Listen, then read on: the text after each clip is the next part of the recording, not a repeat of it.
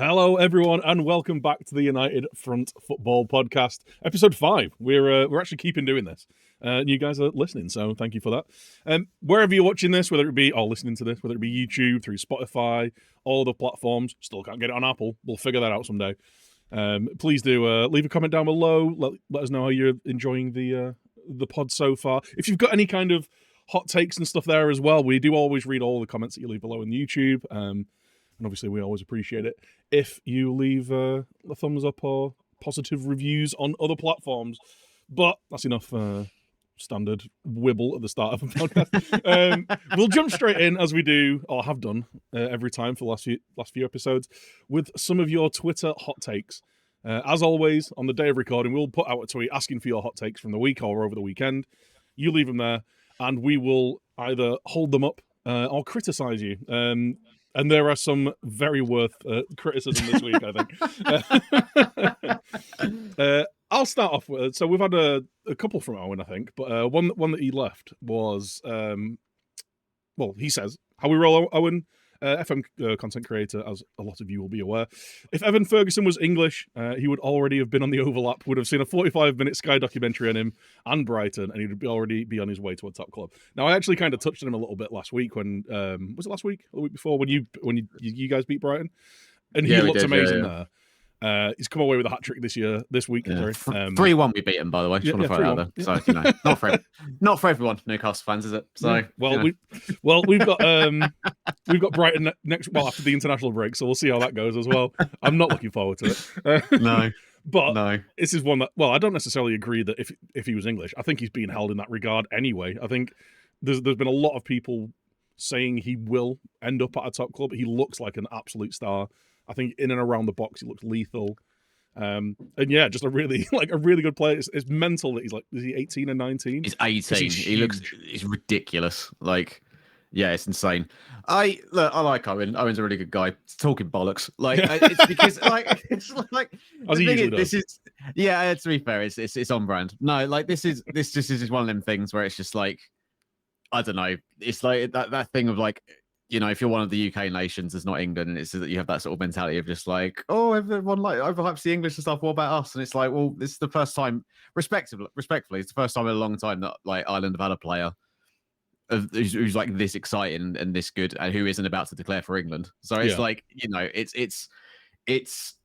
I think, like you said, people are raving about Evan Ferguson. They were raving about him last year, and he is he's definitely He's by the looks of it, obviously, bear in mind Brighton in Europe this year, he's going to get a lot of opportunities to play for Brighton this year and score a lot of goals, which I'm sure he will do. And I'm sure we'll be sitting here in 12 months' time discussing his £300 million move to Chelsea. So maybe when that happens, it'll get all the the media loving and stuff. But like you said, I definitely think that media loving's already started. People are absolutely raving about this kid. Yeah, I was watching Match of the Day over the weekend, and they're very, very excited about what he can do. And things like you said, the fact he's only 18 is just it's quite terrifying actually, because he looks bloody good. He's a very, very good player. And I guess it depends on what the trajectory of Brighton is, as to how long he'll stick there. If they keep up with what they're doing and keep challenging for top 4, maybe he's the player that they build around. But like you say, he's destined to have a 250 million bid from Chelsea at some point that they'll split over 55 years or something. Absolutely. Do you want to pick one from the pool? We should get a hat of these because as I say, there are so many good ones to choose from. I'm going to pick one out from Kevin Vinker, I believe is how you pronounce it. Apologies if I butchered that. Also, apologies if you can hear traffic outside my window. I would close my window, but as Dan can attest, it is about 30-odd degrees currently at 9:30 in the UK. So in autumn. in September, mental. So it's either have the window open or have it closed, and I melt progressively during the podcast recording. So I think I'm allowed this one. But we'll go for this one from Kevin, who I thought this one made me chuckle a little bit, because again, it feels a bit like it's kind of that thing of there's a bit of an overreaction to Liverpool, despite the fact they're actually doing quite well. Kevin has said Liverpool navigated a very tricky start to the season, about as well as could be expected. But if Big Dom, obviously Dom Szoboszlai, not Dominic Calvert-Lewin, ever gets injured, Luton would beat them 9-1. Now, I'm sure that is... I'm sure that is said with tongue firmly in cheek, but there does seem to be this weird sort of thing around Liverpool that I think I said this a couple of weeks ago, that they're having a bit of a crisis or they're having a bit of a tough time of it. Most of the games I've seen him in this year, they've looked really, really good. And I think they've navigated the midfield rebuild quite well, especially when you think they've added, I know he's not an actual 6, but adding Gravenberch to that, it's another quality addition, like fits the age profile that Liverpool usually like to go for. I think they're in and by the looks of it, Salah is going to be staying. Like they've turned down a reported £150 million bid from Saudi. And now that the English transfer window's shut, like they're definitely, even if Saudi offered 200, I think Liverpool are going to stay pretty firm on their stance on Salah. They're going to keep him. But I think Liverpool were doing as well as expected, like at the start of the season. I think they've only really dropped points to Chelsea, right? And that was at the time a pretty good looking Chelsea team. Not so much now, admittedly, but yeah. I think they're doing fine. I think Liverpool haven't really got much to worry about this season. Yeah, I think the first part, like this is in two halves. This quote. So if you listen to the first half, it's like Liverpool have navigated a pretty tricky start to the season. Like, yeah, I'd go with that. Like, won some good games. Obviously, beat Newcastle away. The draw away to Chelsea, whilst not ideal. Like, top teams want to win all their home games. So if you can get a point from them away, yeah, you're taking points off them. You're taking 2 points away from them. So like, in the team that's going to be, like we predicted, probably challenging with Liverpool for that top 4 spot.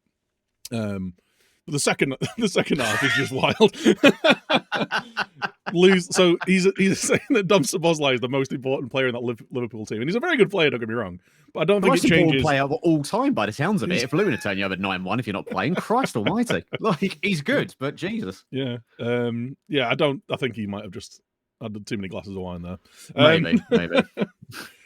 Going on for another team that will probably be challenging for the top 4, and obviously got European football as well. We've got Mr. Cookie in with Newcastle in for a rough season from beating Villa 5-1. That is mind-blowing. Champions League will ruin fitness, and there's not a whole load of depth still, which is that has been my, not criticism, but my worry with Newcastle is they're still building a top-level starting 11, let alone kind of dealing with the, twice as many games almost. Like, they're going to be wanting to push on all fronts. They've got a good squad, but not an incredible squad. And I think it was a bit of a wake-up call, like the Brighton result of the weekend. Because at times Brighton just looked like they could just score whenever they wanted, really. Yeah. Obviously a bit of a fight back, a bit of teeth, but it just didn't look like the Newcastle performances from the first few games. Like, even when they weren't, they haven't won, like they've still looked good, whereas they just looked off it at the weekend.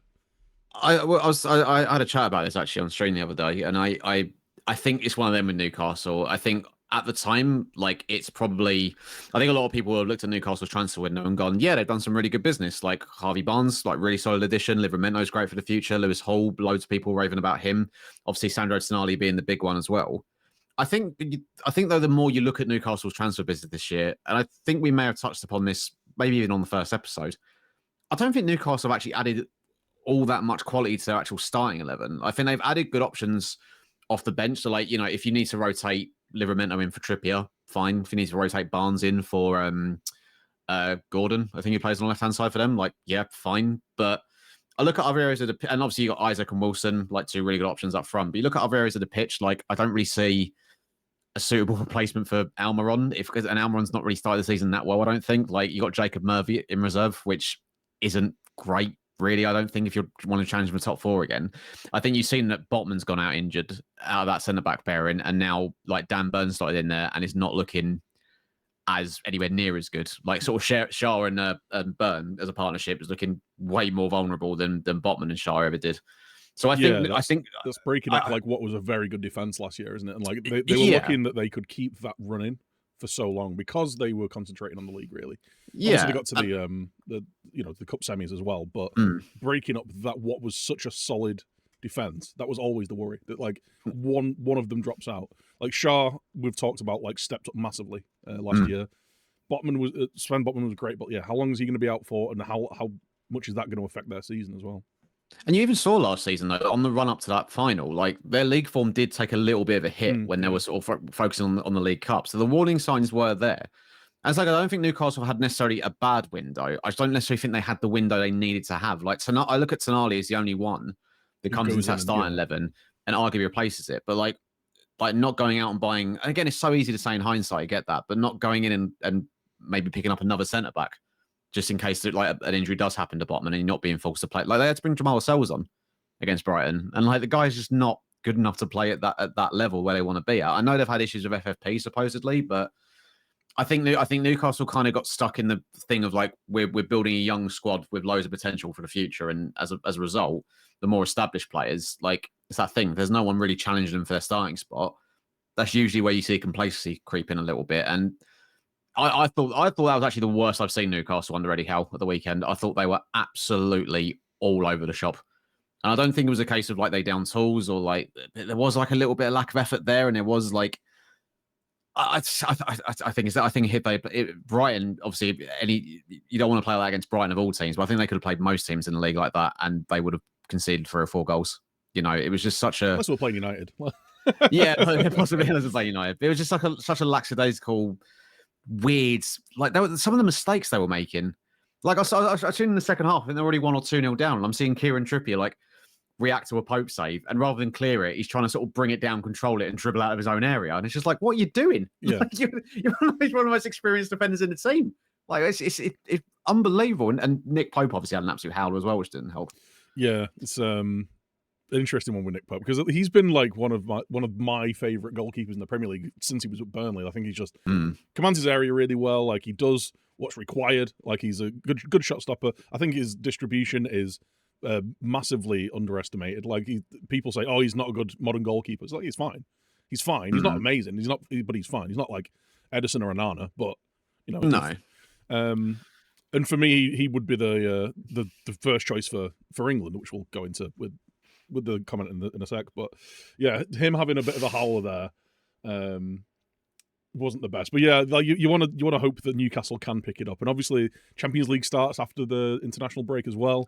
Really tough group. Really tough group. And I mean, to be fair, like for your first venture into the Champions League in what, like nearly 20 years, or like into European football in nearly 20 years, like that's the kind of group that you want. Like, you want some big away days, like Hollywood season, because I don't think anyone's thinking that they're going to go on and win it.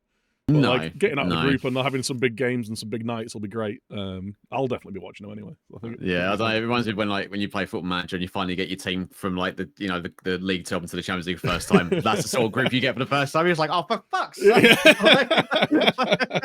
Give me a chance. Oh God, yeah. It's going to be rough for them. But there'll be some good nights, and you never know. Like if on top of their game, Newcastle are capable of beating anyone. It's just whether they can keep at the top of their game and keep everyone fit and rotate and stuff, isn't it? Well, speaking of the other comment, so Keeney left a comment on the bad takes or shit takes tweet. After the weekend, Pickford's definitely England's number 1 keeper. Always team Ramsdale, but that's changed. I've liked Ramsdale, but I've never thought he's been that great. He's just got a bit of a wild hair up his arse every now and again for some reason. Yeah, that's too erratic. And whilst I like Pickford, I think he's a similar kind of thing. Like I just said, Nick Pope for me would be my go-to, but it seems like, as I'm sure we'll touch on later, Southgate has got his favourites. And I mean, to be fair, with the Pickford thing, for England, he has largely been great. Like there's not been many occasions where you go, oh, like he's the liability. I don't think there ever has been, honestly. Yeah, I think you have to really think to try and think of a game where Pickford has generally let England down. And I actually think Jordan Pickford gets a bit of a bad rep anyway. I think because he plays in a really shit Everton team. Yeah, but I think it's one of them. If you speak to a lot of Everton fans, like the consensus I get, the very few that I come across is like, no, we'd have been in the Championship 3 years ago if it wasn't for Pickford. Like, and I think the own goal at the weekend, you can't really blame that on him. That is just shit luck. But like the few saves, especially the one right at the end of that game, like 6 yards out, he managed to get a fingertip onto the crossbar. I really, really rate Jordan Pickford as the goalkeeper. I know there's a whole meme about it with his little arms and like he keeps shouting his defense and all this sort of stuff. But like, I think he is. I generally do. I think he is a quality goalkeeper and someone that I actually thought if Everton had gone down, I thought that would be someone that Spurs would have gone for to replace. Lloris. I think it would have made a lot of sense. I think he gets way too bad a reputation. I also do think there's a little bit of like, it's that thing with Ramsdale as well, where it's like because he's playing for Arsenal, who were challenging for the league last year, naturally people are going to go, well, surely Ramsdale should be number 1. But I actually think, again, spoke about this the other night on stream. I don't think there's that much in it between Pope, Ramsdale, and Pickford. I actually think realistically, there's not like a whole level of difference between all three of them. They've all got their pluses and they've all got their cons. Ramsdale for me, I think can be slightly overrated at times. Like he's fine, but there's just something about him that makes me nervous and a bit jittery. Yeah. Whereas Pickford, especially in an England shirt, like I've seen Ramsdale play for England, I've seen Pope play for England, and always feel a lot safer when Pickford's in between the sticks for us because he's just so reliable.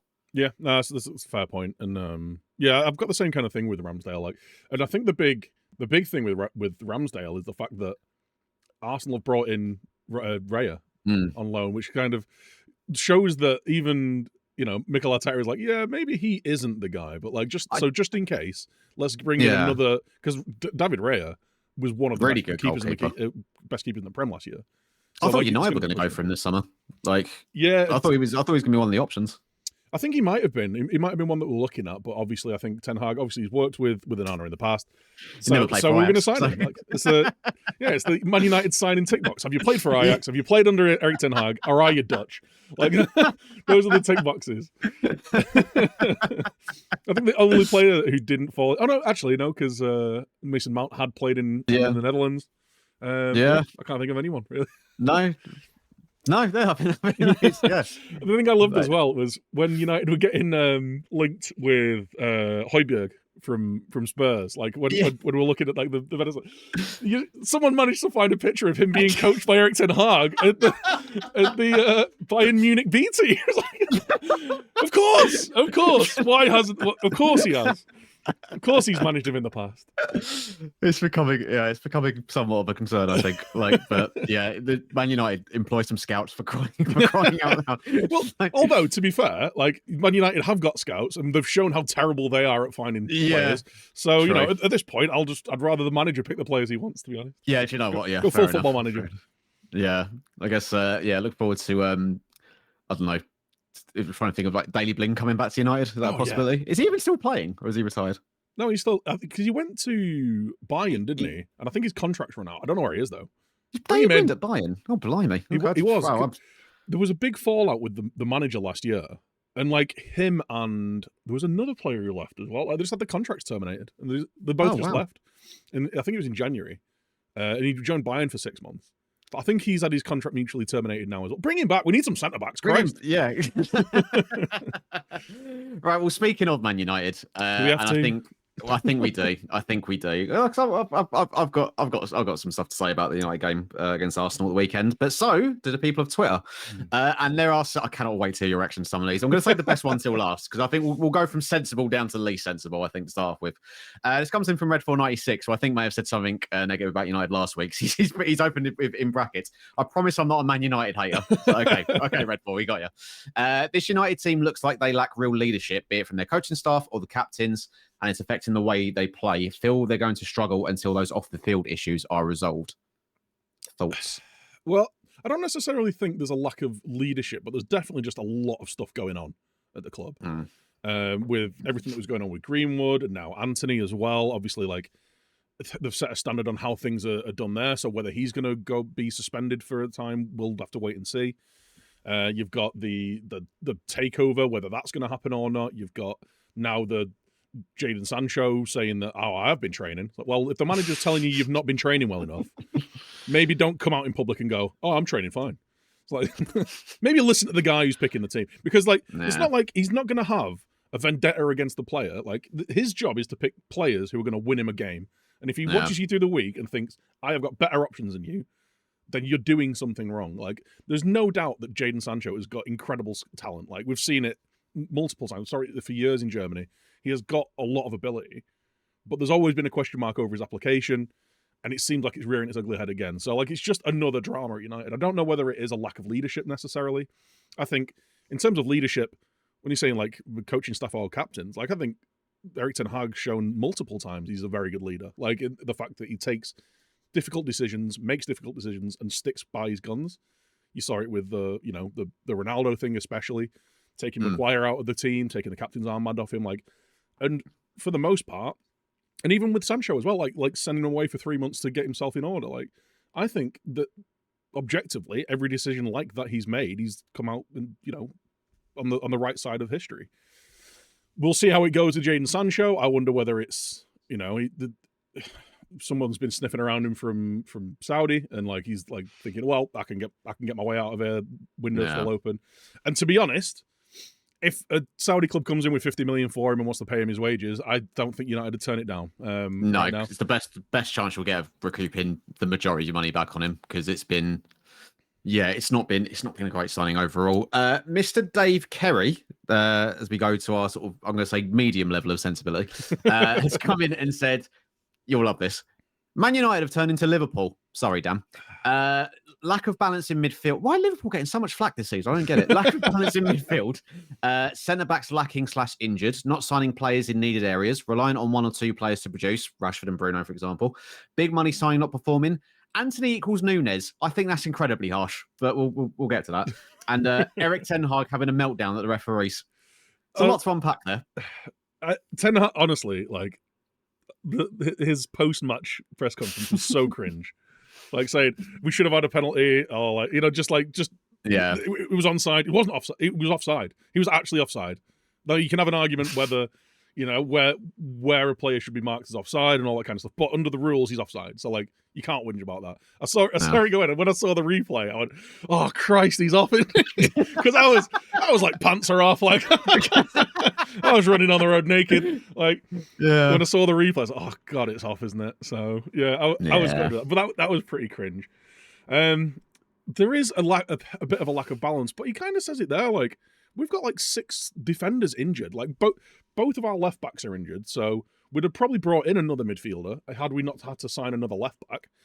Varane's injured, Martinez is injured, and now Lindelof's injured. So that's your first choice centre backs.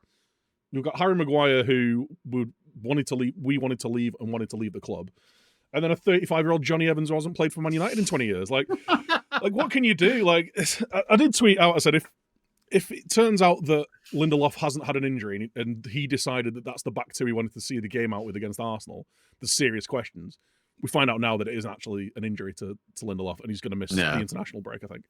Yeah. So yeah, like that, it is a worry. Don't get me wrong, but it's also just a sign of how badly the squad has been built for a long time. Like that there isn't at least like promising young defenders that are coming through, or a couple of older heads that can actually play the style. We've got Johnny Evans, who I was convinced was just coming in as a coaching option, similar to Tom Huddleston last year, and he's there playing against Arsenal for the last 30 minutes of the game. The Johnny Evans to United thing feels very much like a Dr. Benji signing on FM. Sorry, Ben, if you're listening, but like it really is. Like, but it is that, and like the midfield thing. Yeah, I mean we've brought in Amrabat now, so that will kind of flesh out a little bit. But been unlucky with a lot of injuries, obviously. Our big money striker signing came in injured, so he's had to get fit. Who actually looked really good when he came on, by the way. Like, he's a unit. Quick, very, very fast. Yeah, there was the bit where Rashford was running down the wing and he was pegging it through the middle and overtaking. Rashford was like, "Oh, this boy can shift." Yeah, and that is a lot of man to be moving, right? Yeah, but like youthful exuberance aside, like he should have had the ball through. Like. He looks like he's at least going to be a handful for defenders, and that's what we've needed. Like we had Anthony Martial on the pitch for 60 minutes, or so the team sheet would say, but I don't remember him actually doing anything or having any usefulness. Like he's a player who looks like he's just lost all of his confidence, whether it be through injuries and not trusting his body. But when you remember the player that he was to what you're looking at on the pitch now, as a player who should be in his prime, like he just looks a shadow. He just doesn't look up to the level. I think that's the part of the big problem with United. Like and to be fair, like Dave says about like big money signings not performing. Like I mean that's kind of been a thing at United for years now anyway. So it's kind of like to be expected, right? But like it's the players who are still there. So like your Martials, your Maguires, like I know like McTominay arguably is another one. He maybe should have been moved on this summer. If Ten Hag is that dead set against playing him, even Sancho you can make the argument for just shouldn't be there anymore. And then that's like, it's obviously had, I think you said a few episodes ago, it's like the sort of years and years of just shit recruitment is just coming back to really bite United in the arse now. So that's why it appears on paper that their transfer window's been nowhere near as good as it should have been. I think it's been like okay, but it's not been a brilliant transfer window for United. It's been, it's been all right. Like nothing outside too bad. of Højlund and Onana, who I really like the signing. Yeah, I like the signing of Mount. He's a good player, but you could have gone for any number of other players and had a similar outcome.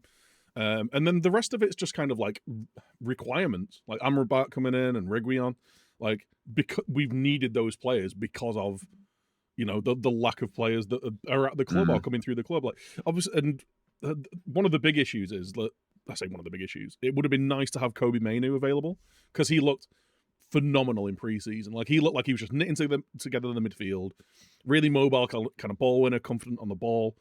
He's picked up his knock, so maybe like it wouldn't have been an Amrabat that would come in, and if that was the case, and it might have been another centre back. Obviously, we had centre backs lined up for if Maguire went, and that didn't go through. So once again, United's inability to sell players shines through. Like, how many times do you see like Chelsea or Arsenal or Liverpool like selling players from their youth academies for 15, 20, 25 million? Yeah. And United are selling players who have had numerous years out on loan playing to a really high level going for £1 million. Like, I think James Garner, who got promoted with Nottingham Forest, had a brilliant season. There was talks about him getting a run in the first team, going to Everton for, I think it was like 11 million. Like, if that was another team, that's 25, 30 million. Like, but we're just incapable of selling players and incapable of moving players out who shouldn't be at the club anymore.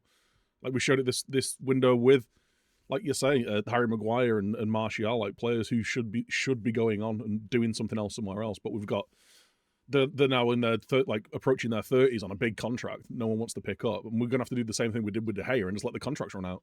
You think even like what Arsenal did when Arteta first came in, like the clear out that Arsenal had, like paying Ozil out of his contracts. All right, no, you're gone. Like Aubameyang, just like no, go on a free. Just like someone take his wages. We don't want to transfer. Just get him out the door. It's the most important thing. And I feel that's one thing United haven't been ruthless enough, or they've maybe overvalued players that aren't really that important anymore, aren't needed, or or on too much money. So it's like it's near enough impossible to get. Like the fact West Ham even were willing to pay 30 million quid for Maguire, who again we both said we think is a decent defender, but given the wages he's on, there's one thing I was always concerned about. It's like it's too big of a transfer fee and too big of a weekly salary or weekly wage for someone of his age and where his confidence is at the moment. I think it's at a point now, if those sort of players just like pay the extra 6 million, get them out the door. Like it'd be worth it to get 30 million quid in for the door anyway. I think the big issue is, and it comes down to the ownership, is that the FFP issues because there is no investment from the owners. So the reason Man United, I don't know if you're aware of this, but the reason Man United are having FFP issues, even though we make tons and tons of money, it's because part of your FFP calculation is an X amount that is invested by the owners. Like you can count X amount that's invested by the owners, and Man United's owners over the last 3 years have invested £0.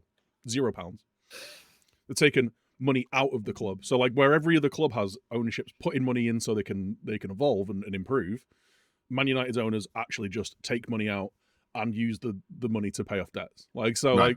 Like that's why we're having FFP issues. That's why we struggle to bring in the players that maybe we wanted or needed in the past couple of years, and why we're kind of backs up against the wall having to do last minute loan deals for players that we ideal. Obviously, Amrabat would been nice to sign, but like bringing them in a loan, fine. Like doing these last minute deals for loan players where we should just be strengthening the squad like other teams do. Other teams can figure it out. 115 charges, like they can figure out how to get money into the club. In a row, ladies and gentlemen. Get that stamped on your bingo card. Every episode. No, I'm here for it. It's great. Yeah. Do you want a tweet that's going to make you angry? Go on then. From Wald McConville, who might have the hottest of hot takes this week. It starts off, I don't think it's a terrible shout to start off with, but it gets progressively worse as it goes on. Ten Hag is the next manager to get the boot. Has tactically been useless up until now. Gary O'Neill worked it out and coached Wolves to play against it in 3 or 4 days, and has been carried by individual players playing well, Rashford mainly. It is Lampard-esque levels of management. Over to you, Dan. I hope his carers are looking after him today, but that's just that is a terrible take. Like, yeah, like I keep seeing this thing being pushed. Like, granted, it is on TalkSport, so I'm only expecting a certain level of actual kind of competent thought. Yeah. That Ten Hag hasn't instilled a tactical style, or United don't have a certain kind of you know, like you look at other teams and they've all got a style that they play and chances they try and create, and like United don't. Like, yeah, they do. I've been watching them since he came in, and not only do we play like a better pressing system, like more defensively aware, better shape, we're creating similar chances over and over again, and that's a sign of a good tactical system where you've got these repeatable chance creations. Yeah, you're relying on the bit I love about this, you're relying on your good players to be good. It's like, yeah, like, no, we're going to expect, we're going to expect Luke Shaw to pick up the burden of scoring all the goals. It's like, no, like, of course you want your good players to be good. Of course you're expecting your good players to give you a good return, you idiot. Jesus Christ. Lampard-esque levels of management. Well, no, because he's a competent manager. So, like, that's been proven to not be the case for Frank Lampard on numerous occasions. Whereas United have finished third last year, won a cup, got to another cup final, and we're back in the Champions League. Like, he's obviously doing such a terrible job that he's going to get the sack.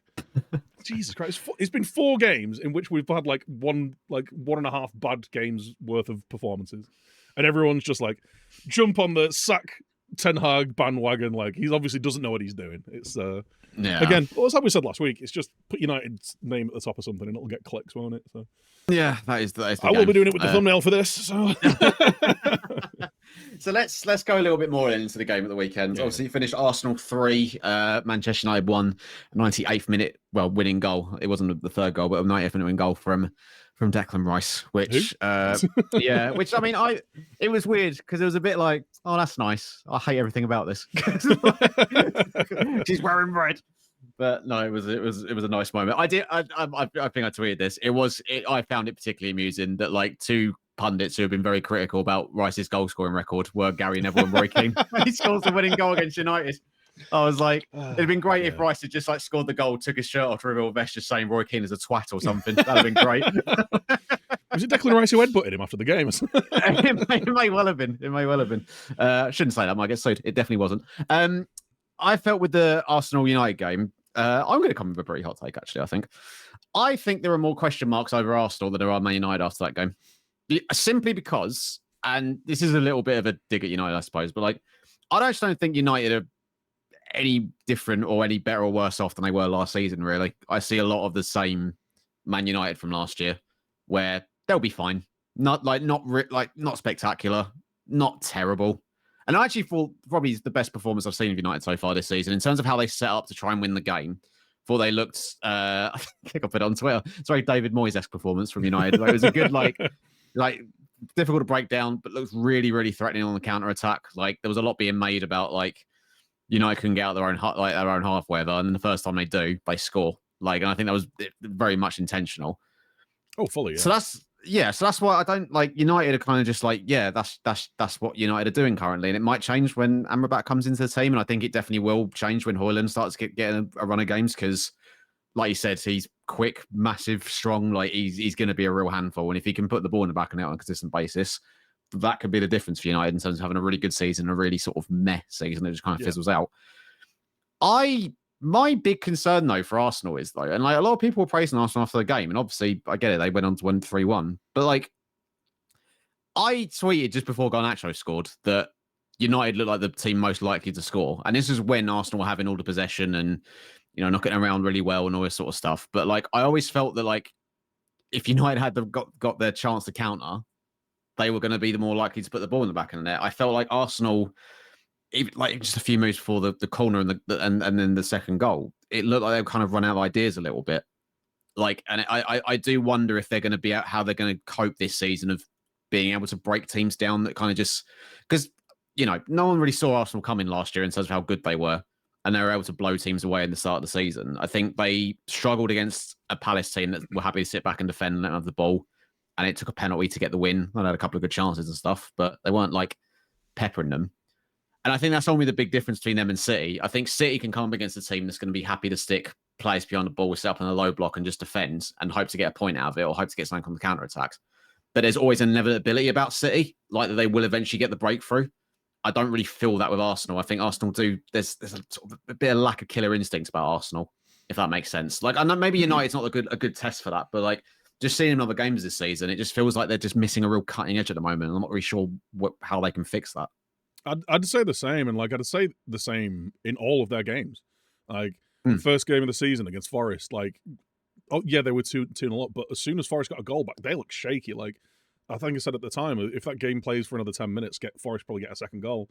Yeah. As you said there, against Palace, like they got a 1-0 win. They drew 2-2 against a poor Fulham side. And you've got to factor in the fact that United are missing a ton of players. We've got no left backs fit. We're playing our backup right back at left back. We're missing Varane, who's probably our best centre back, or been our best player so far this season. We've got a midfield that is missing our big summer signing and also like the strengthening side of like Amrabat, and a front line that's been misfiring. We've got Martial on the pitch, who's anonymous. So like you've got to factor all that in, and we've gone away to the Emirates. And I'd have been happy with the draw there. Like I said earlier, you take 2 points off the teams around you away from home, and they're dropping 2 points, and you're gaining one. But obviously, it didn't end that way. But there was big swathes of the game where I thought we're going to get either going to see this out with a draw, or get a late winner, and it was very nearly the case until obviously the goal was chalked off for offside. Arsenal got some great players, obviously. They showed that they can be incisive with the first goal that they scored. Like, I don't know why they don't play with that tempo more often, because as soon as they start popping it forward nice and quick, they can get through teams. And they've shown it. But they just seem to want to like take 2, 3, 4 touches outside the box and swing it around the outside to try and work a perfect goal. But I just don't think they've got the players like City do that can make that much of a difference, like be that good. Whereas I think United defended really well. I thought, actually, speaking of our backup, right back at left back, I thought he was great. I thought he was your best player. He was fantastic. Game. Yeah. All of had Martinelli in his back pocket the whole time. Yeah. All of our defense played really well. I think it was obviously the winning goal came from a set piece where for whatever reason they'd left Rice unmarked, but two of our defenders had been basically shoved over, and it gets a deflection at the near post. Like, like if it doesn't get a deflection, does he save it? Maybe he doesn't. Whatever. But like, you could have definitely seen that game ending 1-1. Like, I don't think Arsenal was showing too much of a threat, and obviously on the break we were going for it. And at the end, like the third goal is just the third goal when you've thrown everyone forward trying to get the goal back.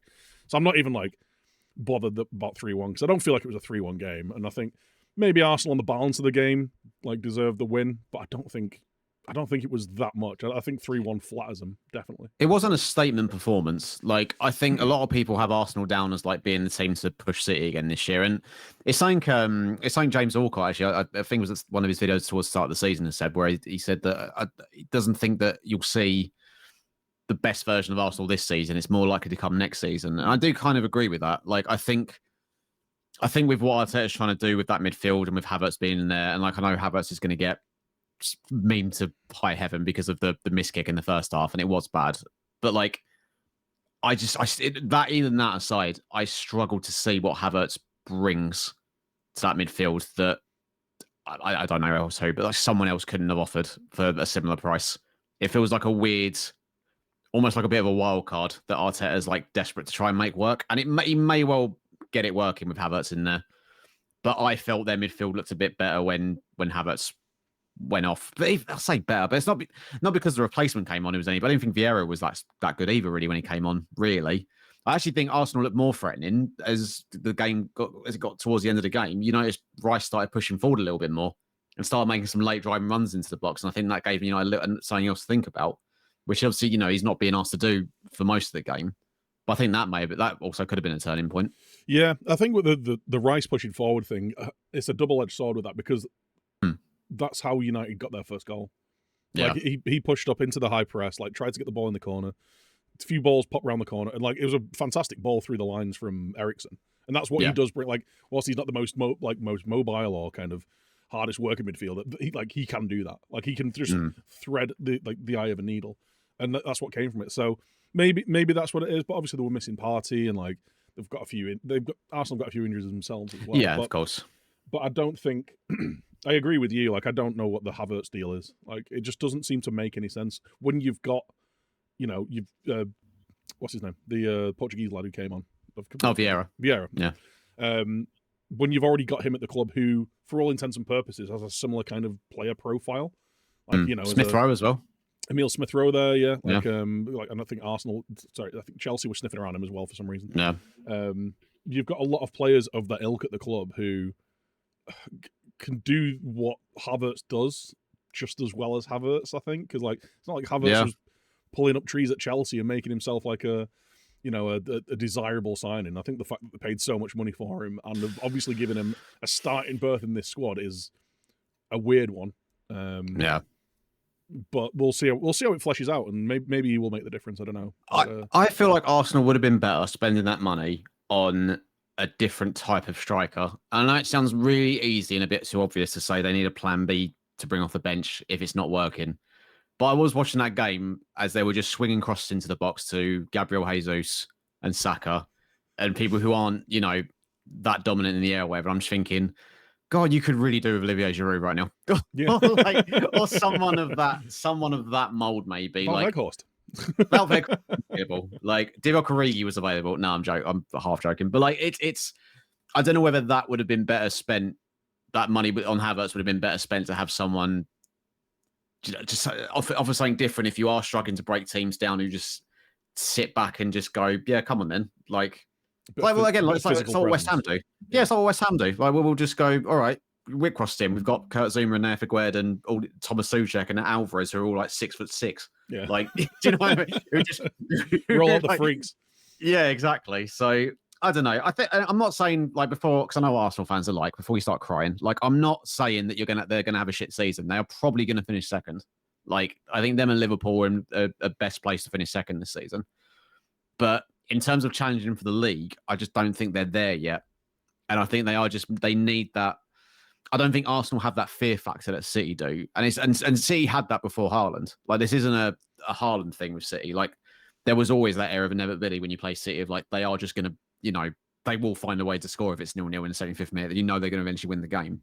I don't know if Arsenal necessarily have that right now. And I think to be a team that goes on to win the league, you kind of need that, I think. Yeah, and Liverpool had it when they did it as well. Like there's inevitability that they will just score more than you. And like I say, Arsenal, like really good team, don't get me wrong, and play some great football, got some very good players, but they don't have that, that sense of invulnerability about them at all. If anything, like they have a shakiness about them that can be exploited.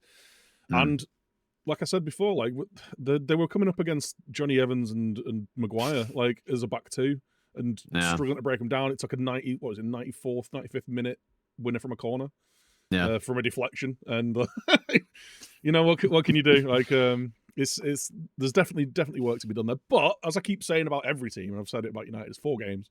You can't. Yeah, it's very early in the season to be panicking for anyone as well, and I'd say that even about teams that are down near the bottom. There's a lot of football to be played. Unless you're Luton.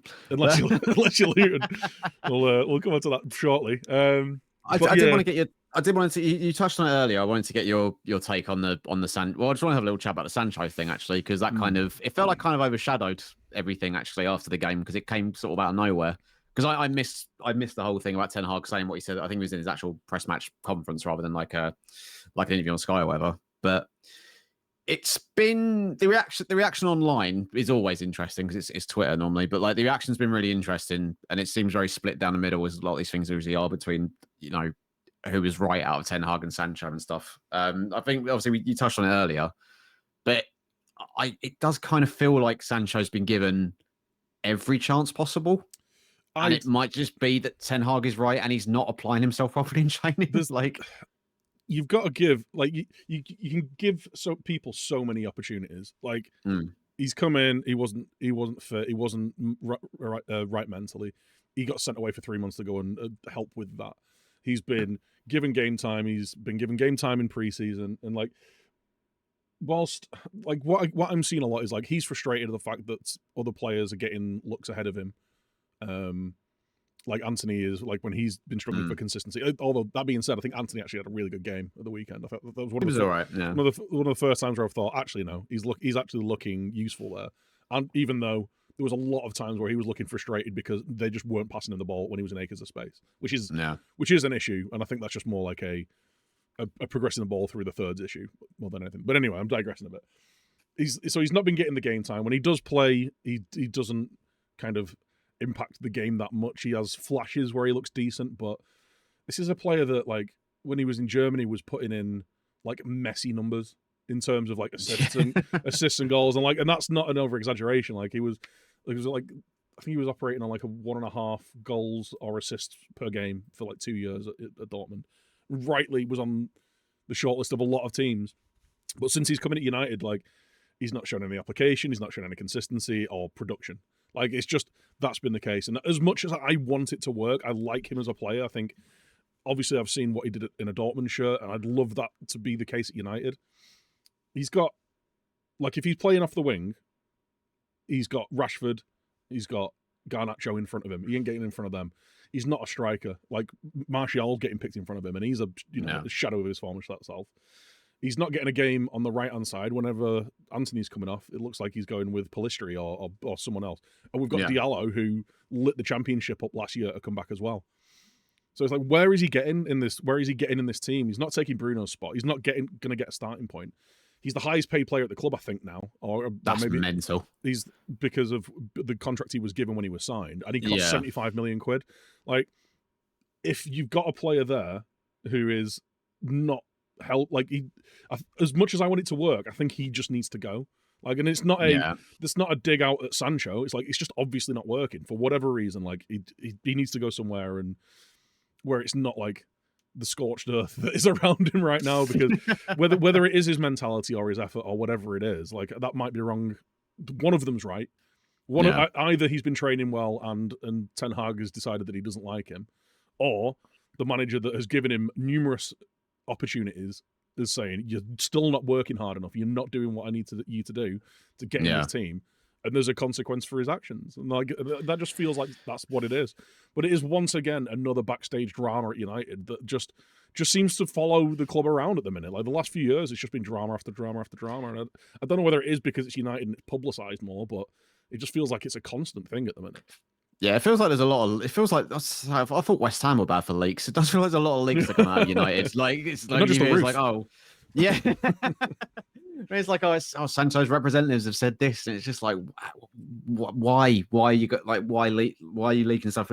Like Dean Henderson, I'm pretty sure was one that used to leak stuff all the time out of the dressing room, and it's just like it's and leaks obviously come from the boardroom level, of course they do, but the fact also still is coming from the dressing room is insane to me, and like I think I'm with Ten Hag on this one because I think it's one of them, and I spoke about the other on stream the other night, and I said that.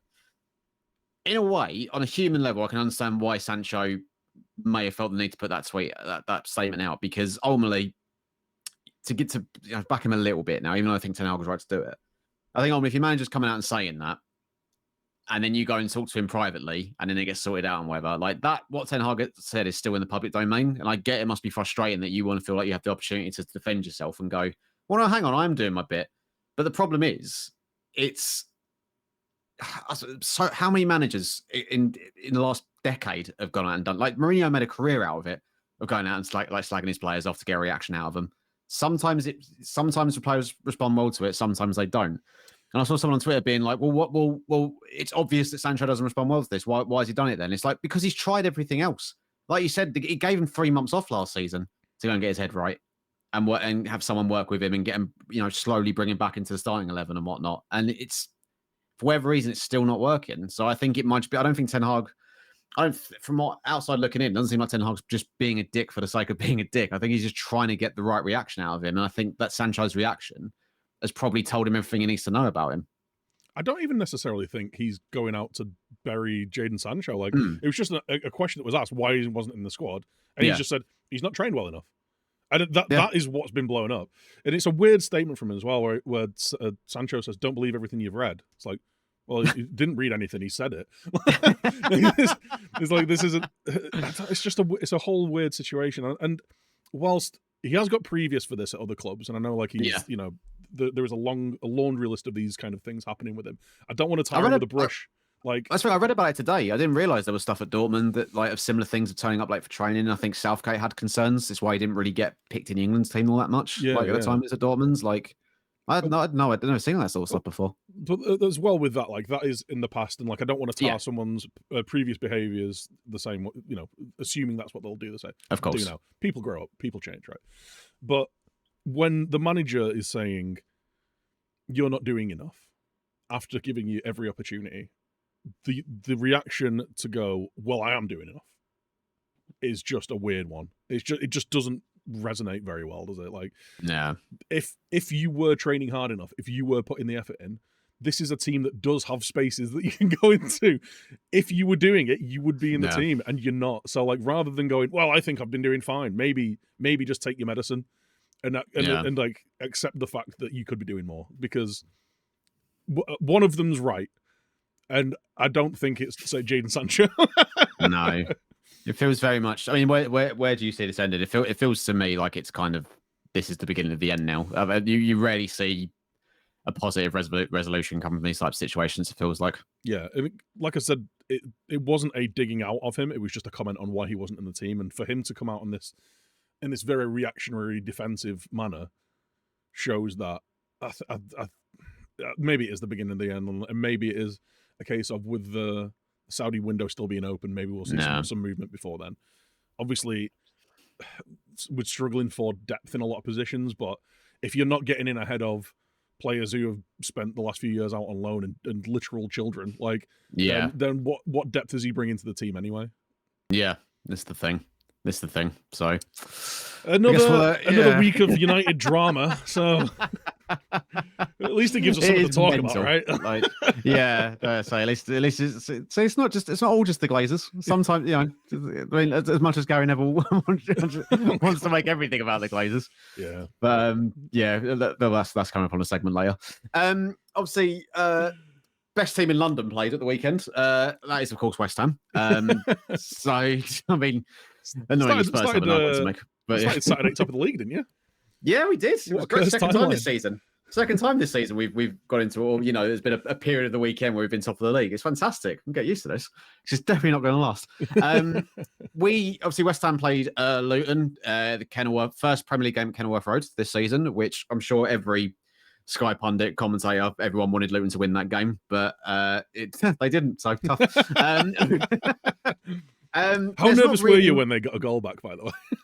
Oh, yeah, it wasn't. Yeah, that wasn't great, because it was just like, because that would be the most West Ham thing, because it was kind of like, this would be the game. This is like the banana skin. This would be the game that we fuck up out of all the ones that we've managed to navigate ourselves through pretty well. Like, this would be the one that we balls up.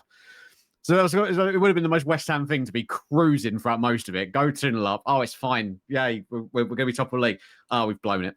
Like, when I saw that last minute corner, I thought, oh no. Yeah. This has got it written all over it. Yeah, thankfully there was no contentious decision as a result of that corner. But let's just go off that. Yeah, definitely shouldn't have had a penalty. Yeah, do you know what, on that actually, like, because it's weird, people like to think I'm responsible for it just because, like, I'm a West Ham fan. They're like, I need to have a go at you for this. It's like, I wasn't fucking involved. Yeah. You in the VAR. Yeah, it probably should have been a penalty, but I said this the other night, like, to my mate, like, and it doesn't excuse it, and I can understand what I would have been pissed off if I was a Luton fan. I'd be pissed off, and it doesn't excuse it, but if the one against Jackson in the Chelsea-Liverpool game doesn't get given, and the one against Romero in the Spurs United game doesn't get given, but that one does, I think I have a right to be a little bit annoyed. Yeah. Even though it is probably the right decision, it's also like, you've got to be kidding. Like, he's looking away from the ball, yet his arm's out. By a letter of law, it should have been a penalty. But it didn't seem as blatant as some of the other ones you've seen this season that also haven't been given, if that makes sense. It falls under, for me, and let's not let this devolve into a criticism of VAR again, but like, it just falls into the complete lack of consistency of anything. And you could say the same thing about the Arsenal penalty shout as well, which soft, yes, but like there was some contact. I think it's a soft penalty to be given. I don't think it was a penalty after the replay. Yeah, but like my point on Twitter stands of, well, if he's dived, why hasn't he got a yellow? I agree. So like, if he's looking for it, because it's not like, oh, there's a coming together and like the force has knocked him over, but it's not a penalty because it was 50-50 or whatever. Yeah, he's looked for it, dived on the floor looking for it. Yeah, that should be a yellow then, right? But anyway, like I said, it's in danger of devolving into that discussion. Which is going to be. I think I tweeted out from the United Front podcast Twitter account. Just like we might have to make shit VAR decisions like a weekly segment. Because I was watching the City Fulham game, I was like, oh, for God's sake, not another one. I mean, the podcast already runs over an hour. I don't think we can. It'll be 3 hours long every week that way. No, exactly. But no, like, there's not really much to talk about from West Ham's perspective. I don't think. Like, we were in control of the game for the majority of it.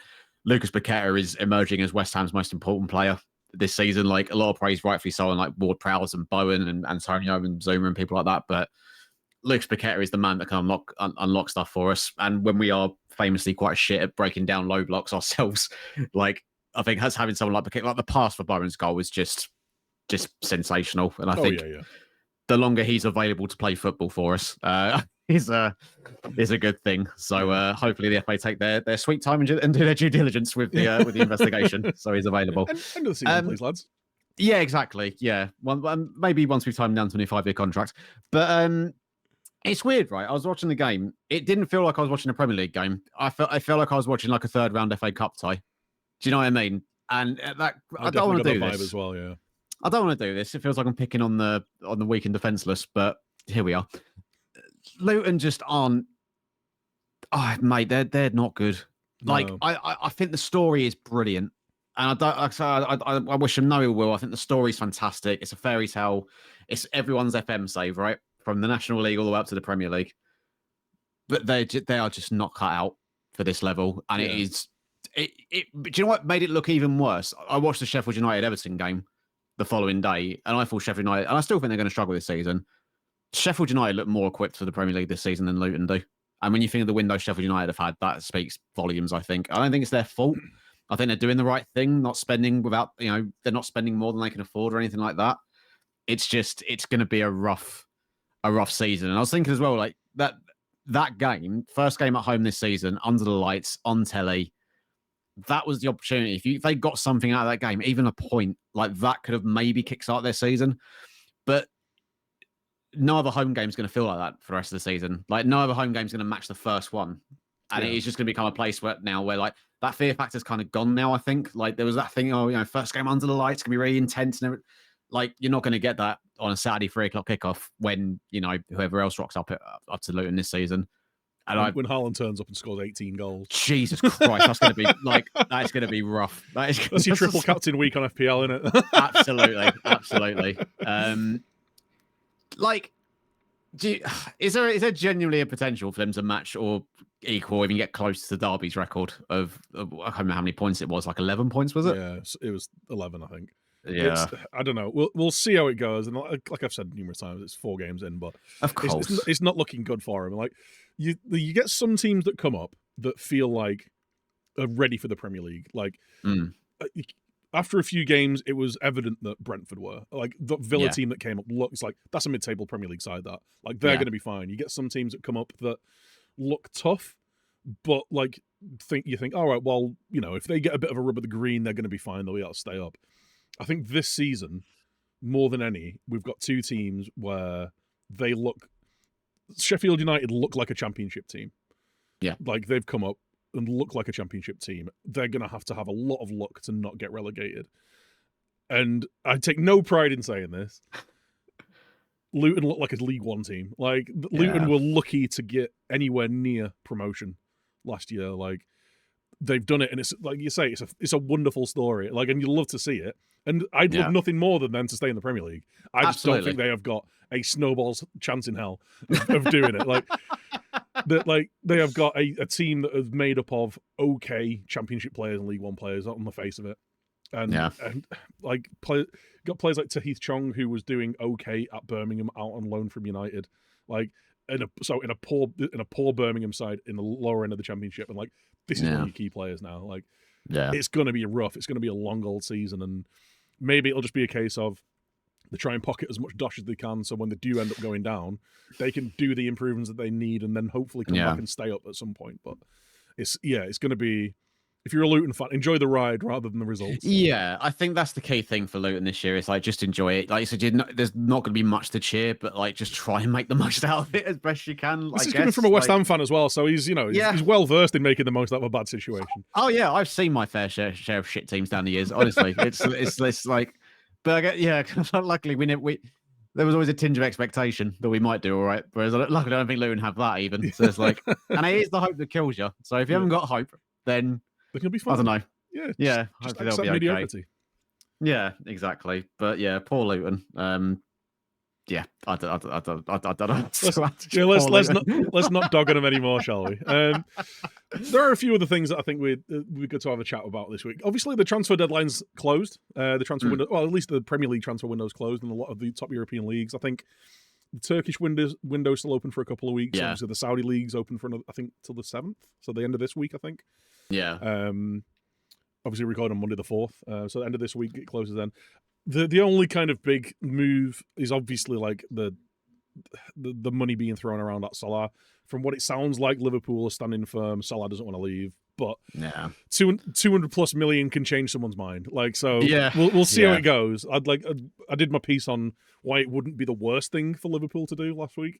And I do stand by that, and it might be the right time to do it, but it's looking like it's not going to be the case. But in terms of the window, then, like we've kind of like touched on United's transfer window, Arsenal's as well. Like, who do you think the big winners are this year in the transfer window? Like, you can look at City and go, well, they've lost a couple of players, but brought in some wonderful talents, and like City just looked the same to me. They've sold a couple of players who were either kind of getting on a little bit or were kind of on the fringes of not being in the team all the time, and brought in players. Like the big one for me was Laporte, like leaving, because I think he's a fantastic player. But they brought in the best young left-sided centre back in the world. So, so it's not a bad upgrade. Like the Arsenal transfer window, I think, is a bit hit and miss. Like obviously the Havertz is the big one there. Yeah. And Timber doing his ACL or his Achilles, I think. Like, so unfortunate. Yeah, that's very unfortunate because he looks really good when he first came in. So they've been unlucky. Chelsea, that's just a dumpster fire as always. But Chelsea is hilarious. Like it's a comedy award. Chelsea have won it. Like, oh goodness me. Oh, we can't score goals. I wonder why. It's because you've got 20 attacking midfielders. What do you mean? Yeah. Christ Almighty. Maybe try one of them to take shots. Yeah. In terms of the big winners, I mean, I'm going to come across sounding biased. I think West Ham have had a really, really good transfer window, considering where it looked like it was going at the start of August to how it's ended up. I think West Ham have had a really, really, really good window. I think seeing more and more that Alvarez, Ward-Prowse combo midfield Bukayo is looking fantastic. I think Kudus is super exciting. Mavropanos, really solid defender. We've not lost anyone else that's as important as Rice was. So I think in terms of losing a player, because you've seen it so many times down the years where like teams lose a player of that importance and they're just not able to replace them, Tottenham. And like, I think we've got to get a digging. I think the fact we've been able to fairly competently replace Declan Rice and we look just as good as we did a couple of years ago when he was in the team, like I think it's a really good testament to how well the recruitment team have done. I think that I'm trying to think of else have good windows. Yeah, I spoke about Newcastle. I think they've had a bit of a meh up and down window. They've strengthened, strengthened depth in a lot of places, but done it in a weird way that I don't think they've brought anyone in other than Tonali, like we've said, that really is a nailed on like starter. Because the way that I've always seen it or understood it is like to build depth. What you want to do is bring in players that are better than the players in your starting 11. And then you strengthen the team as a whole, as you know, because of that. Unless there's like glaring gaps that you need to just kind of like get a bit of depth in. But the fact that they've brought in like big money signings in Harvey Barnes looks like Anthony Gordon's the starter on that left hand side. They brought in obviously Tonali's there, but the two fullbacks as well, like Tino Livramento and the lad from Chelsea whose names escape me at left back. They like neither of those are nailed on starters as well because Kieran Trippie's your captain and probably your best player. Like so you're bringing in depth from below, and granted they are young players and probably going to improve, and like you know young British players, it's always a good pick up. But if I was a Newcastle fan, I'd have been more hoping that there'd be improvements to the starting 11 rather than just adding depth for the sake of depth. Do you know what I mean? Yeah, I'm just looking at the league table because I'm trying to just remember who's actually ball players this window. I'm looking at the league table, and again, I know it's early days, but I'm just sort of like racking my brain through who signed who. think Bournemouth could have a shout. It depends where they end up. Bournemouth could go one way or the other this season. It feels like it's either going to work in the long run. They'll be like challenging European place this season, or they get relegated. Like it feels like one of them with Bournemouth. No in between. I actually think Liverpool's transfer window has been really good. All things considered, I know they didn't get that superstar number 6 they wanted, but bear in mind they kind of lost Fabinho and Henderson. I think probably a year earlier than they were planning on doing. I think the players they brought, I think that they look. I maintain. I think they look really, really good. I think Lobazai looks already just slots into the Premier League like he's been playing here for years. Yeah, I think McAllister's obviously a really smart signing. I'm interested to see what he does with Gravenberch, but that's someone Liverpool have wanted for a while now. And I think he kind of fits the profile of what that sort of player that they want.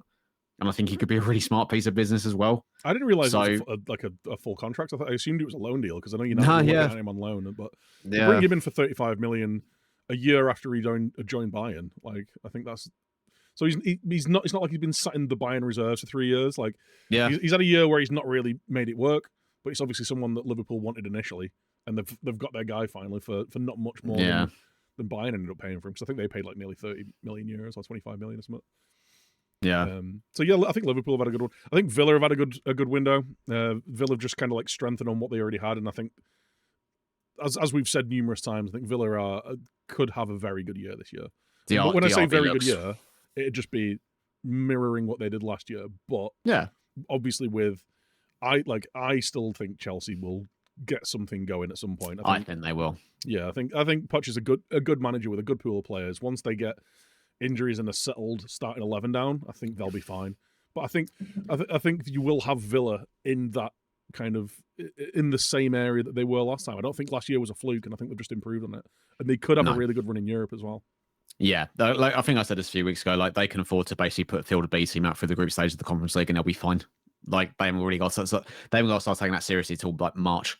So it's like they got plenty of time to get the house in order in terms of the Premier League to start like sort of putting a bit more focus on that. So I think they'll be I think they'll be right up there as well.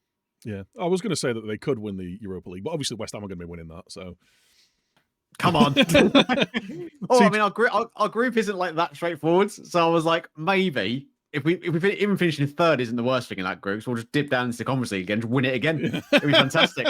Like back to back. Come on, I'm here for it. Yeah. Well, we said, didn't we? Like you could just do the treble of European competitions. Yeah. Win the Europa Conference League, the Europa League, and then Champions League next year. Easy. Yeah, exactly. Just don't sign a striker that's not 50 years old. Yeah, well, you can't have everything in life, can you? So, well, one final thing that I do kind of want to touch on, I think it'd be good to touch on, would be the obviously the England squad's been announced, with some questionable names in there. I think is fair to say. Some players that a lot of people have been shouting for a long time, but again, you see like Harry Maguire's in there again. Like, he's played some of the game at the weekend, but genuinely, what's he doing there? Calvin Phillips. When was the last time he played a game of football? I kind of get the Henderson thing because obviously, like he's got a lot of leadership. He's got a lot of experience, and it's not like he's been overplayed in the Saudi League for the last 3 years. Like he's just turned up there. Like he's not going to have dropped off at all. But like I say, on the flip side, it's good to see some other players. So like Tomori finally gets a call up. Maybe he'll get a game this time. That'd be nice to see. Mark Gay, he gets his call up. Lewis Dunk, Levi Colwill. Like these are all players that a lot of people have been shouting for a long time because they're playing and they're playing well in good teams.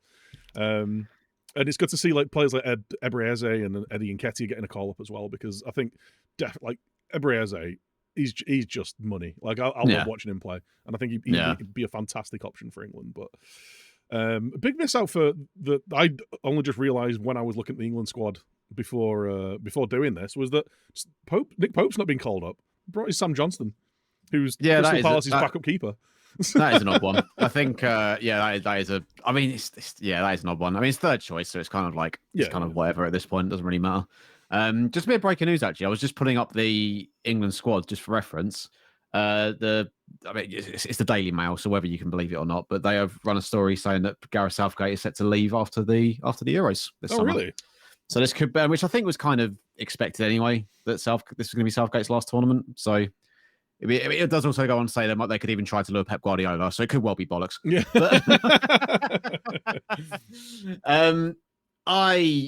Do you know what? I hate this time of year whenever an England squad gets announced because I cannot be bothered with the hyperbole that comes with it. I think England fans are the most insufferable, whiny, entitled bunch of fucking like just over the top. Again, it's hyperbolic. Like, oh, everything's rubbish, but we also should win everything. We're really good. Like, make your mind up. What is it? Like, I don't look. The squad's got issues, and I'll touch on the obvious ones. Right. I don't think Harry Maguire should be in the squad. I've been a pretty staunch defender of Maguire being in the England squad over the last sort of 12 to 18 months. I thought he should have gone to Qatar, and I stand and justifiably so. When he played, he was really good. I thought in that World Cup for England. I don't think it was his fault that we went out. I think if John Stones was fit, Maguire doesn't get into this squad. I think he's very lucky that Stones isn't available, and I think Southgate has mentioned it enough that it's a problem that Maguire's not playing games. It's a problem that Calvin Phillips isn't playing games, and that needs to be rectified somehow. I don't think you'll see Maguire in the squad for the Euros if he's still at United coming into the season. I think the reason he's in there, he's got, in terms of senior defenders, and this is something that Southgate likes to do, he likes to try and keep a bit of continuity throughout his squads and almost treat it like a club team rather than a national team. And he wants to have like leaders in there and big sort of experienced players to help with the dressing room and help the new players that are coming through.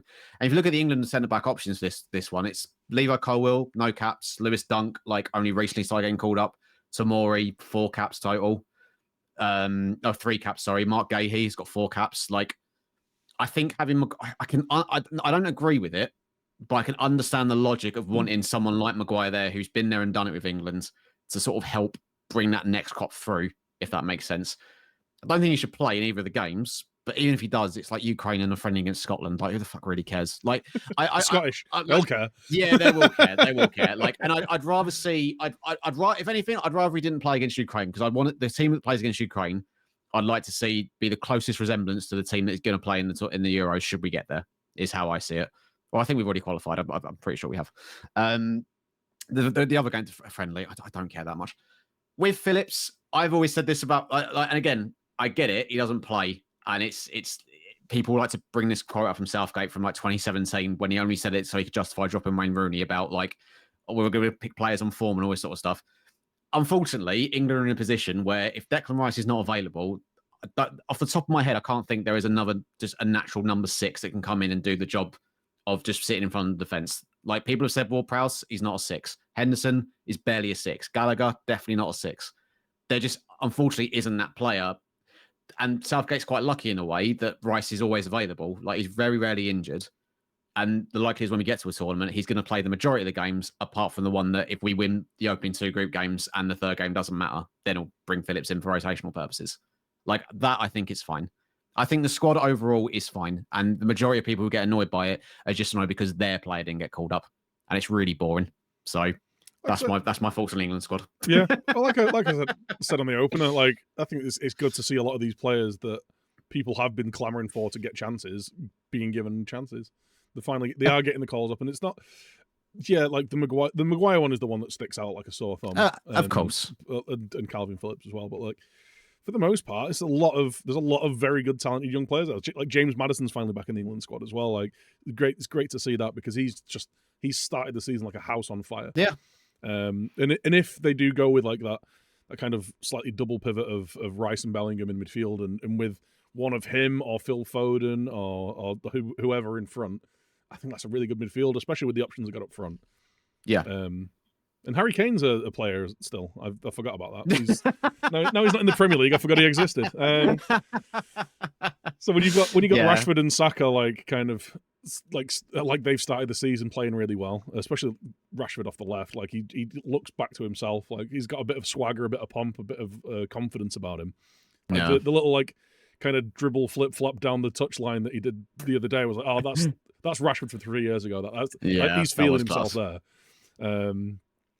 So yeah, Henderson's the only one that really sticks out. I get aside from Maguire, but again, I don't agree with it, but I can understand the reason for picking Maguire. I don't really see the need for Henderson to still be in the squad. I think really that's the one position, like that sort of not the 6 necessarily, but that sort of central midfield where I don't think we're that light in. I think you could have brought in a James Ward-Prowse instead of Henderson.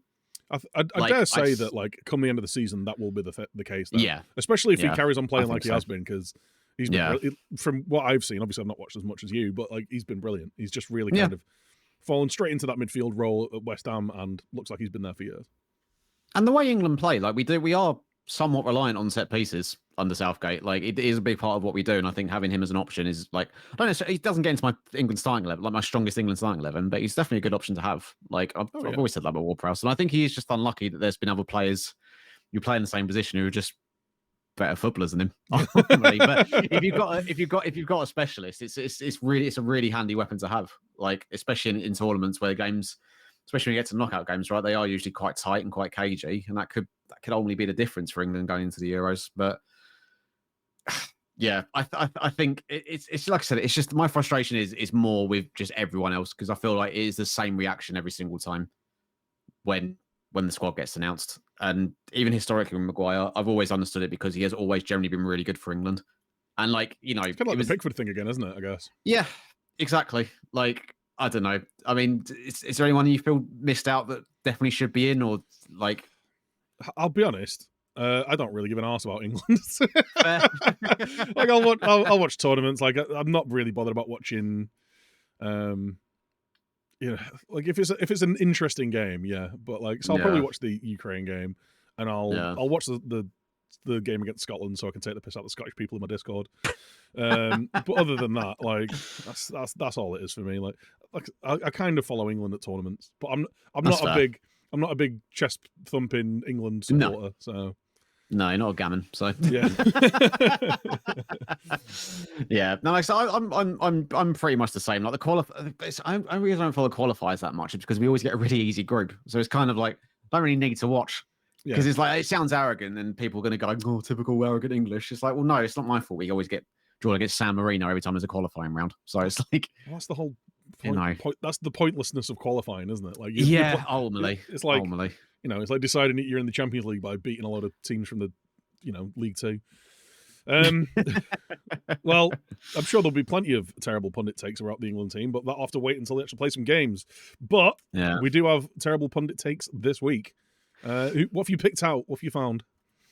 So Gary Neville was doing his Gary Neville thing again after the Arsenal United game, and he was, basically, and he was making some good points about the Glazers, and he was going like, because I think it was put to him about like the stories coming out that they're no longer looking to sell and they're going to take off the market and all this sort of stuff, and he was going like, no, I don't believe it, and like they are going to sell it, and he kept saying football club in that annoying Gary Neville accent every time rather than just saying United. It's really annoying. But he was going on this little rant about the Glazers again, and he said something. I was like, when like someone's making some points, you're going, okay, and then they say something and they throw a throwaway line, and then you're like, oh, you've lost me. It's kind of what Neville did. He's making all these good points.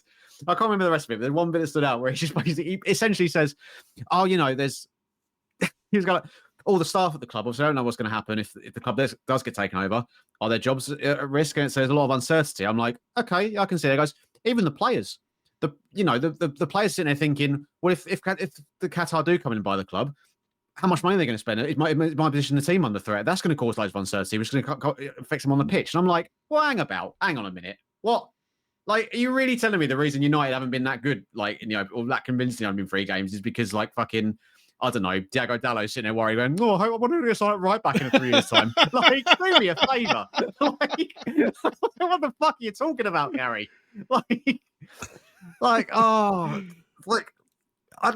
feel like I get where he's coming from, but then he threw that bit in, and it's just like, he's taking a nice, easy drive following the GPS to his destination. Out of nowhere, he just fucking.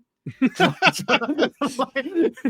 the jolt off the motorway meme, isn't it? It's like any chance to blame the Glazers, Gary Neville. Don't get me wrong, they are shit, but yeah, that is a hell of a take, and awful. I'll be honest, I've not had enough time to watch all the awful pundit takes, so I don't have any ones to bring to the table myself. But I'm sure Gabby Bonlahor said something egregious on the radio at some point. There was also anytime Mike Dean spoke when he was doing this. Just before the game kicks off, Peter Drury goes like, and to go over any contentious referee decisions, we've got Mike Dean. I was like, oh, brilliant, have we? That'll be good. That'll be good. Can't wait for that. Yeah. Yeah. Just bring him in. Wheel him out. It's like, what do you, oh, that's VR decision, Mike. Do you reckon ain't go to the go to the screen? Oh no, I don't think so. Cheers, Mike. I wouldn't send him. Wanker. Yeah. Oh, dearie me. Right. Well, I don't think we've got any tales from the terraces this week, so unfortunately, no laugh reacts here. So if you are listening to this and you've got some stories for the tales from the terrace, drop it into there'll be links down below, basically on YouTube. So send them through to those, and we'll read them off next week if you send any suitable ones through. But I think for us, we've gone an hour and 20 minutes again. I think that seems to be the time we go for. Solid 80 minutes. But yeah, it's been good at flopping the gums. Obviously, tons of stuff we've missed this week that maybe we'll bring in next week when international break week. We'll have plenty of time to fill in gaps of stuff we've missed. Yeah. Next week we'll do a whole deep dive into the bottom half. This is why Burnley is shit. Yeah. This is why Everton is shit. We'll do the full 80-minute expose on Luton. Yeah. Oh yeah. You thought the Luton talk was good this week, folks. Wait till you tune in next week. Full in deep dive. Why Rob Edwards is a monster. We've pulled off his search history. Yeah. But yeah, as always, guys, cheers for tuning in. Thanks for listening. Make sure you're following on all the socials. We are at United Frontcast on everything, be it video or audio, and on Twitter as well, of course. You can follow myself at Big Meaty and M_BreezyFM for Mike. But that's it from us for this week, and we'll see you next time. Bye. Bye.